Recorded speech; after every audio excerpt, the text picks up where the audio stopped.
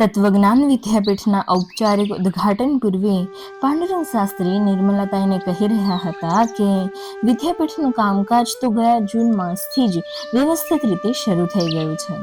હવે ડૉક્ટર રાધાકૃષ્ણનને હસ્તે તેનું ઔપચારિક ઉદ્ઘાટન થાય એટલે ખરા અર્થમાં વિદ્યાપીઠનો પ્રારંભ થશે.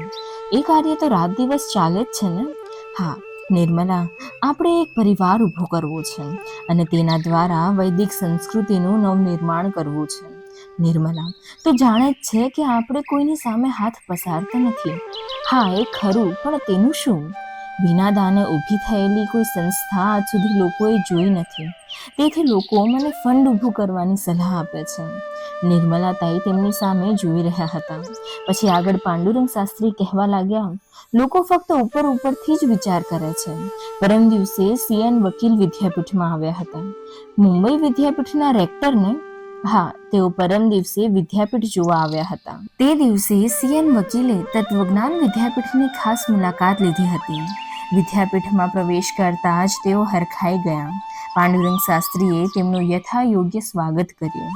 ફરતા ફરતા CN વકીલે તેમને પૂછ્યું, વિદ્યાપીઠનું કામકાજ તો ગયા વર્ષે જ શરૂ થઈ ગયું હતું ને? હા, જૂન 1956માં. શાસ્ત્રીજી, આ વિદ્યાપીઠનું નિર્માણ કરવા પાછળ તમારો શું ઉદ્દેશ હતો? જુઓ, અત્યારે આ દેશમાં બે વિચાર પ્રવાહો છે. એક જડવાદી પ્રવાહ અને બીજો અંધશ્રદ્ધાળુઓનો પ્રવાહ. આ બંને પ્રવાહો આપણા દેશની દૈદીપ્યમાન સંસ્કૃતિને હાનિ પહોંચાડી રહ્યા છે. તેથી ભાવિ કાળમાં આજના યુવકોને વૈદિક સંસ્કૃતિનું ખરું સ્વરૂપ સમજાય તે અર્થે મેં આ વિદ્યાપીઠની સ્થાપના કરી છે. જ્યારે સમાજને વૈદિક સંસ્કૃતિનું મહત્વ ગળે ઉતરશે ત્યારે આ બંને પ્રવાહો આપોઆપ અટકી જશે. ગુરુજનો મેળવવામાં મુશ્કેલી આવી હશે ને? કેમ કે વૈદિક સંસ્કૃતિ શીખવનારા ગુરુ, હા, તેવા શિક્ષકો મેળવવાનું મુશ્કેલ તો હતું જ. મહારાષ્ટ્રના કેટલાક મોટા માણસોએ મને સુયોગ્ય ગુરુજનોના નામો સૂચવ્યા હતા.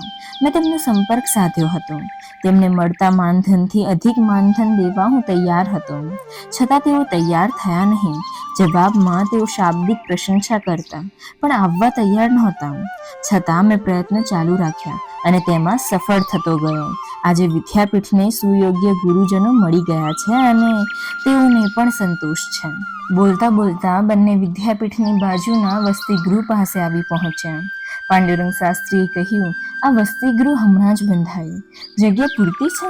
હા, એક ઓરડામાં 6 વિદ્યાર્થીઓ રહે છે. જગ્યા ઓછી છે એવું નથી, જગ્યા પૂરતી છે, પણ તે પાછળ મારું તત્વ છે. CN વકીલે ચકિત થતા પૂછ્યું, એક ઓરડામાં 6 વિદ્યાર્થી? એવી ગોઠવણ? હા, કેમ? એક ઓરડામાં 6 વિદ્યાર્થી ન હોવા જોઈએ. અમેરિકામાં એક રૂમમાં 2 જ વિદ્યાર્થી હોય છે. ત્યાં જ તો તેમની ભૂલ છે. વકીલ સાહેબ, જરા વિચાર કરો. યુવા અવસ્થા વિચિત્ર હોય છે. હોમોસેક્સ્યુઆલિટીનો અધિક સંભવ હોય છે. એક ઓરડામાં 2 જ જણ હોય તો આ શક્યતા વધી જાય. તેથી જ હું એક ઓરડામાં વધારે વિદ્યાર્થી રાખું છું. આ ઉપરાંત તેની પાછળ મારો એક બીજો પણ હેતુ છે. અહીં ભણી રહ્યા પછી તેઓ પોતાના નાના ઘરમાં જશે. મોકળાશથી રહેવાની જો તેમને ટેવ પડી ગઈ તો તેઓ કદાચ તેમના ઘરોમાં એડજસ્ટ થઈ શકે નહીં. તે હેતુ ધ્યાનમાં રાખીને હું અહીં તેમને થોડી સંકળામણમાં રાખું છું. આટલું સાંભળ્યા પછી નિર્મલાતાઈએ પૂછ્યું, પછી તેમણે શું કહ્યું? મારી વાત તેમને ગળે ઉતરી. તેમણે કહ્યું, તમારું કહેવું ખરું છે. મેં તો આવો કંઈ વિચાર જ કર્યો નહોતો. પછી થોડું અટકીને પાંડુરંગ શાસ્ત્રીએ કહ્યું, નિર્મલા, અમેરિકા પાસે નથી તેવો ઉચ્ચ વિચારોનો ખજાનો આપણા વૈદિક સાહિત્યમાં છે. એ અનમોલ ખજાનો જ મારે સમાજાભિમુખ કરવો છે. પણ હવે મારે જવું જોઈએ. ડૉક્ટર રાધાકૃષ્ણન આવવાના છે ને? તૈયારીમાં લાગવું પડશે.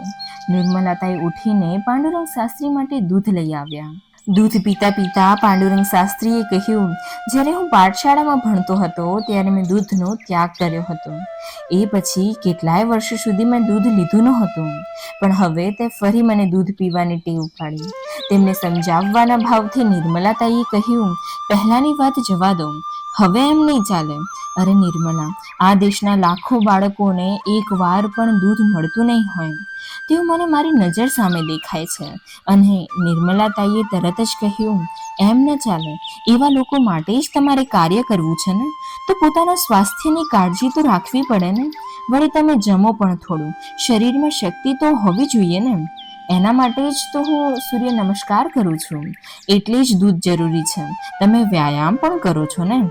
એટલું કહીને નિર્મલાતાઈ હસી પડ્યા. પાંડુરંગ શાસ્ત્રીએ દૂધ પી લીધું અને તેઓ નીકળવાની તૈયારીમાં લાગ્યા.